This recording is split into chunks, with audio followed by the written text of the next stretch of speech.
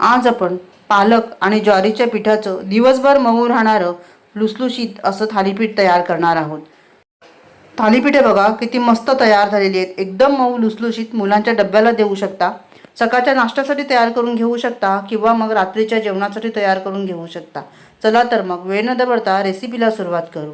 इथे मी 2 कप पालक घेतलेला आहे। पालक चांगला स्वच्छ धुवून निवडून बारीक चिरून घेतलेला आहे। एक छोटं गाजर बारीक किसून घेतलेला आहे। एक छोटी शिमला मिरची बारीक चिरून घेतलेली आहे।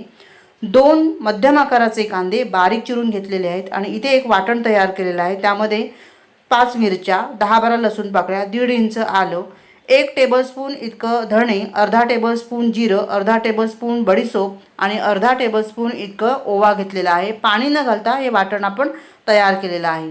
हे सगळं वाटण आपण यावर काढून घेतलेलं आहे। यानंतर 1 वाटी ज्वारीचं पीठ घेतलेलं आहे, त्याच वाटीने अर्धी वाटी गव्हाचं पीठ घेतलेलं आहे आणि त्याच वाटीने अर्धी वाटी आपण बेसन घेतलेलं आहे। मसाल्यांमध्ये पाव टीस्पून आपण हिंग घेतलेला आहे, 2 टीस्पून सफेद तीळ घेतलेले आहेत, अर्धा टीस्पून हळद, अर्धा टीस्पून लाल तिखट, चवीनुसार मीठ आणि इथे त्याच वाटीने अर्धी वाटी आपण दही घेतलेला आहे। दहीमुळे थालीपीठ जे आहे ते दिवसभर मऊ राहण्यास मदत होते। आता हे सगळं व्यवस्थित मिक्स करून घ्यायचं आणि थोडं थोडं पाणी घालून मऊ लुसलुशीत असं पीठ आपल्याला तयार करून घ्यायचं आहे। तर इथे बघा मस्त असं मळून मळून हे पीठ एकजीव करून घ्यायचं आणि इथे हे मस्त असं पीठ तयार करून घेतलेलं आहे मऊ लुसलुशीत। 1 वाटी पाणी मला इथे लागलेलं आहे। थालीपीठ थापण्यासाठी मी इथे केळीचं पान घेतलेलं आहे। तुम्ही याऐवजी कॉटनचा कपडा घेऊ शकता किंवा मग बटर पेपर घेऊ शकता। केळीच्या पानाला थोडंसं तेल लावून घेतलेलं आहे आणि एक गोळा मी पिठाचा काढून घेतला। आता हाताला पाणी लावून हे थालीपीठ आपल्याला व्यवस्थित थापून घ्यायचं आहे। थालीपीठ थापताना ते जास्त जाडही नाही थापायचं मिळत आणि जास्त पातळही नाही थापायचं आहे, असं मध्यम स्वरूपाचं थापून घ्यायचं।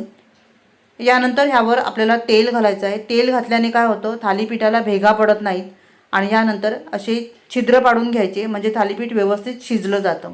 आता हे थालीपीठ आपलं तयार झालेलं आहे। इथे मी तवा गरम करत ठेवला होता, यावर हे थालीपीठ घालून घ्यायचं आणि मध्यम आचेवर दोन्ही साईडने सोनेरी रंग येईपर्यंत मस्त असं खरपूस भाजून घ्यायचं आहे। वरून तेल, तूप, बटर काहीही तुम्ही लावू शकता।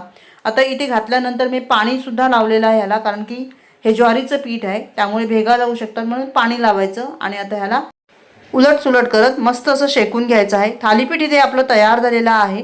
रेसिपी आवडली तर व्हिडिओला लाईक करायला विसरू नका। धन्यवाद।